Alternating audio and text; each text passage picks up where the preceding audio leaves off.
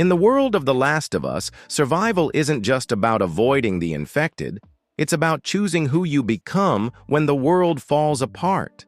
And in Season 2, a new faction takes the spotlight, mysterious, brutal, and deeply spiritual. Today, we're diving deep into the Seraphites. The Seraphites, also known as Scars by their enemies, are one of the most terrifying and fascinating groups introduced in The Last of Us Part 2. They're a religious cult that emerged after the collapse of society, rooted in strict spiritual beliefs and rituals. While others cling to old-world tech or brute force, the Seraphites believe salvation lies in rejecting the sins of the past. They live off the land, dress in modest, often homemade clothing, and avoid modern technology. To them, the old world, our world, was corrupt, and its destruction was divine punishment.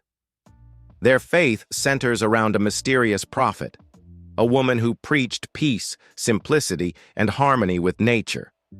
Though she's long dead by the time we meet the Seraphites, her teachings live on, twisted into a violent doctrine by her followers.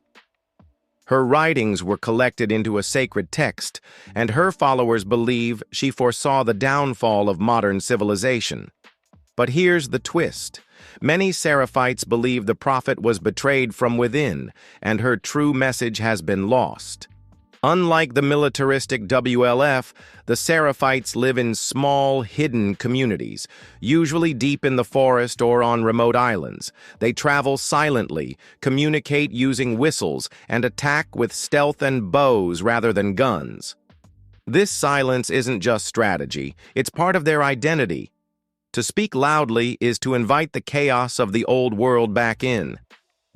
The Seraphites are locked in a bloody war with the Washington Liberation Front. The WLF calls them Scars, a reference to the self-inflicted scars on their cheeks, worn as a symbol of rebirth and faith. But this isn't just a war over territory, it's a clash of ideologies, brutal militarism versus religious extremism. And caught in the middle are people like Abby, Lev, and Yara. It's easy to label the Seraphites as villains, until you meet people like Lev and Yara.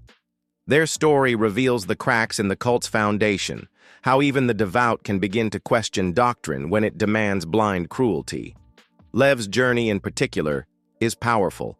As a transgender boy rejected by his own community, Lev's arc explores identity, belief, and the painful cost of breaking free from indoctrination. In HBO's The Last of Us Season 2, the Seraphites will likely play a major role, not just as a threat, but as a window into how people cope with loss, fear, and chaos. Expect eerie visuals, moral complexity, and some of the most intense sequences we've seen yet. And if they follow the game closely, prepare to question everything you thought you knew about good and evil in this world. So, what do you think of the Seraphites? Cult or community? Monsters or misunderstood survivors? Let us know in the comments. If you enjoyed this breakdown, don't forget to like, subscribe, and hit that bell so you don't miss our deep dives into the Last of Us universe.